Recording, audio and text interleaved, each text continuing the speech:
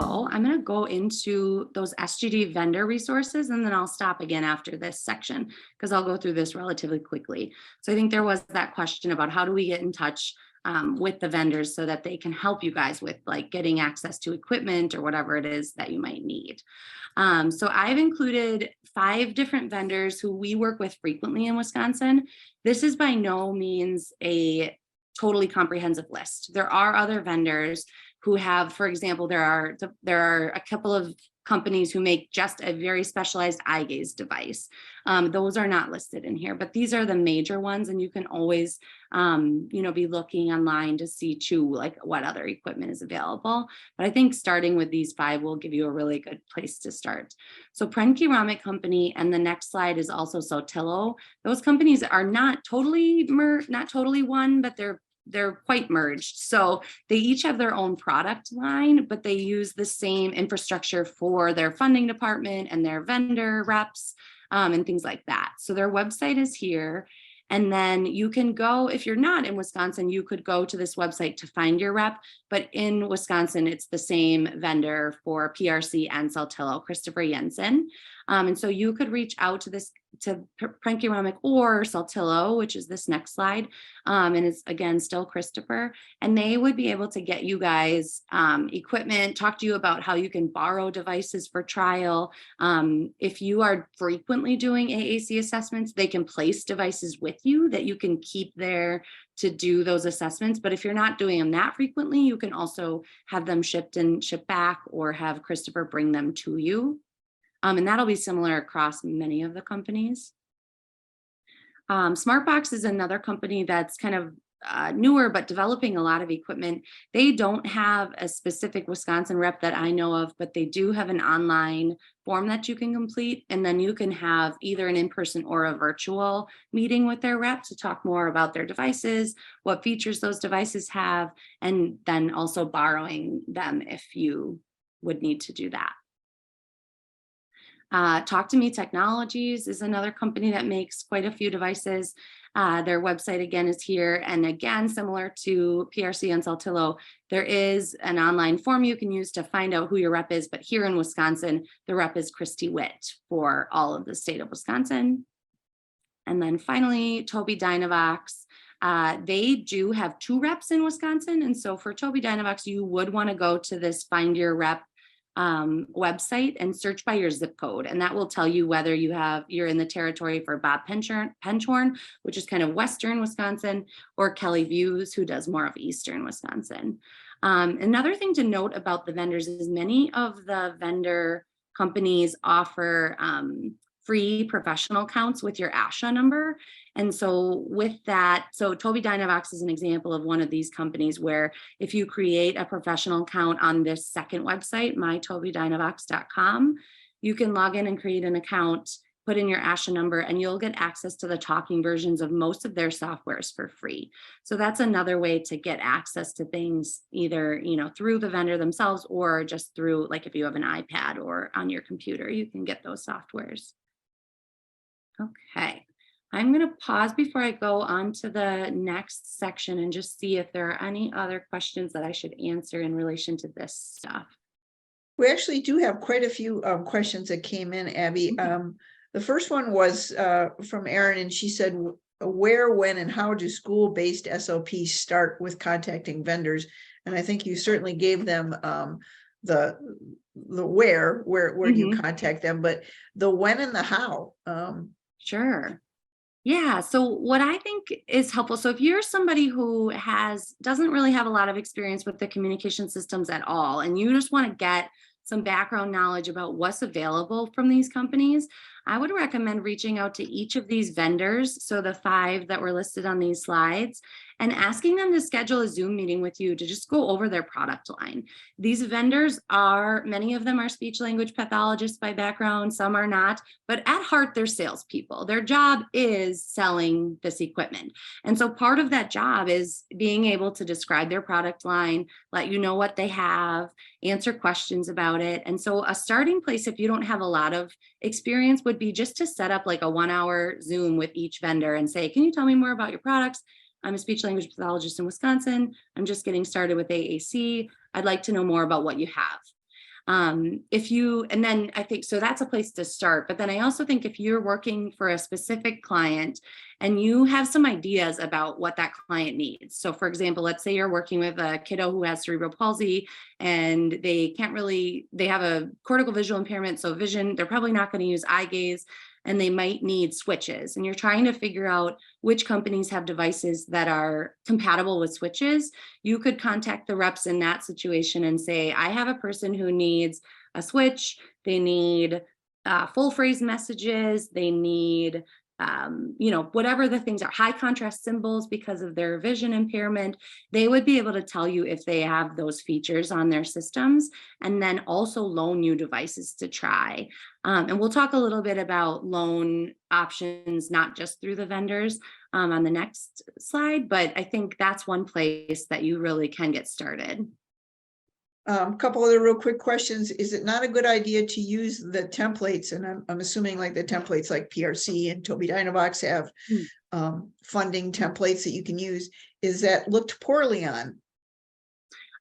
So I think if you mean the templates for like about me pages and things like that, I think those are great to use because they've been incorporated into the page set.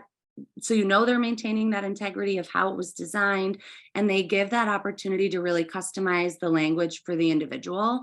And I think if you're referring, some companies also have templates where they're like pre-made blank pages that have like home buttons on them or back buttons, or some of the navigation buttons are already set up, and then you can program in words that are your own like customized words. Those are also a good idea to use because what's nice about it is you're saying, well, let me finish this thought. The templates for the different systems give you a way to create customized pages of vocabulary that still match what the other device features have, like back buttons and home buttons and how they navigate. But it looks like you're saying there are evaluation templates that guide you she's through. looking at the funding Evaluation templates. funding. Yeah, no, it's definitely okay to use those reports as long as you write them yourself. So using those templates is really nice because they outline exactly what you need to have included. And many of them have like paragraphs about vision or paragraphs about hearing that you can use. And so it's certainly perfectly fine to use those templates as you write reports, as long as you're adding your clinical judgment into why that device was selected, what features were important for the person. So yes, absolutely use those templates to save yourself time, for sure. One other quick question. Somebody said that, they were had a student successful with LAMP, and then they tried an Accent 100, which is made by the same company, and then an Accent 800 made by the same company. And does that count as 3 trials? Yeah, so if this student is a brand new to AAC and they've never used any systems before, typically we would recommend trying different language systems, not just LAMP. So even though you tried it on 3 different devices, an iPad versus an Accent 800 versus an Accent 1000, it's still a good idea to try another language system. So for example, Unity is similar to LAMP. It's based on motor planning, but it's got a little bit different premise in terms of that motor planning, and it also is different in terms of the grid sizes. So LAMP you can only get in that 84, I think, grid size, where Unity comes in multiple grid sizes. So that would be an example where you're saying this child or individual needs motor planning, but I'm going to try 2 different systems, at least 2 different language features that do offer that motor planning, and really make sure LAMP is the better match of the 2. Does that kind of make sense? Yes, you could certainly try touch chat and LAMP against each other. Those are really different in terms of, so touch chat has a really different motor planning aspect, but it's a really good way to say, are the motor planning aspects in LAMP really what are the best fit for this person? So yes, touch chat versus LAMP would be a great comparison in terms of, trying more than one system. Okay. I'm going to kind of cruise through these last few slides and leave some time, hopefully leave a few minutes for any final questions, because I know we're getting close. I'll go through these relatively quickly, these other resources, because you will have links on all of them. So this first one gives you a link to where you can find state-based resources, and the AT3 Center has information on any state in the United States. I've already pulled out in Wisconsin, WisTech is the place where federal funding for assistive technology goes.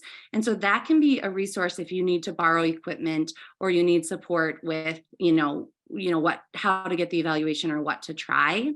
And then if you're in a different state, you can use that AT3 website. Here is the lending library for Wisconsin. It's the wisconsinatforall.com is the new website. So make sure you're going to that one. And there's information here about how you can create an account and look at what's available to borrow there. So if you're trying to borrow equipment and you want something, not necessarily from a vendor, this is a great place to go and try that. ASHA has some great resources for AAC. So the practice portal and some of their continuing education options are getting more and more robust in terms of AAC. So that can be another great place to go. And the practice portal has some nice search features where you can type in like specifically what you're looking for. So if you're looking for something about like switch access or eye gaze access, you can search specifically for those things and sometimes find some nice resources there. The Penn State AAC Learning Center is a really, really useful resource for augmentative communication supports. And they have information on their website about the breadth of AAC. So not just about funding AAC, but also implementing it, how to do the assessment, ways to use different strategies. And they have they have webcasts that you can watch, but you can also get on their mailing list and they send out updated information all the time. Frequently universities use the Penn State Moodle, the second thing, which is a weird word, but if you go to their website and look for the Moodle, it's basically like an online learning community. And many universities actually use it for their curriculum in AAC. So it's a really great resource. And then I would also encourage you guys in schools to think about using CISA as a resource. So some districts I know have their own assistive technology teams right within the district. But if your district doesn't have, if it's not big enough or it doesn't have an AT team specifically, the CISA may have more AT resources for your area as well. So going online, and if I'm sure most of you know better than me where to find your CISA resources, but I've included the websites here just in case as another option. The other thing that's nice about using CISA too is if you have people with vision or hearing impairments who you don't necessarily have a vision or hearing specialist in your school, they can also be a resource on that assessment team to figure out what features the person might need for their communication device. And then here are some tips about feature matching resources. So there's a comparison chart that kind of walks you through like the different features devices might have and how to look for those. And then I just put some cautions here related. So the vendors are a feature matching resource, but again, remember not to try just a single company's products. CISA and the state lending libraries are another great place. Sometimes some of the equipment is older versions of things, but if it's still operating, it's a really great way to try things and get things into people's hands. And these can be helpful for longer term loans because the vendors often can only loan things for about a month, where the lending libraries can often loan things for longer than that. And then using iPad apps is another great way to feature match. So even if you don't think this person is going to get an iPad long term, they're going to get a dedicated device. If you look back at that list of apps that are created by durable medical equipment vendors or communication device vendors, you can try the app on the iPad to teach them and figure out if it's a good match. And then you can still get that rental of the dedicated version of that software. Sorry, I know I'm flying through these quickly. These are some resources for feature matching through tele or remote assessments. So if you're doing telehealth, these can be some really great tools and helpful resources for that piece. And then another resource is our program at the Weissman Center. So we do have our partnership program, which is designed to work with school SLPs or outpatient SLPs who have individuals on their caseload who could benefit from AAC, but you maybe don't feel like you have the equipment or the comfort level to do that assessment on the front end. We partner with you to support the assessment and then help you through the process of the funding and follow up after that device is purchased. So the website is here for the partnership program. And when you get to the website, there's more information that describes it, but there's also contact information for Sarah Marshall, who's the designer of that program and the lead of that program. And so please do feel free to give us a call or email us if you're interested in potentially using that as a resource for your students as well. Okay, so I am going to go to my reference slide because when my second screen is on a white slide, it gives more light for me, but so I'll leave this up as we chat. I'm happy to stay on for a few extra minutes and answer any other questions.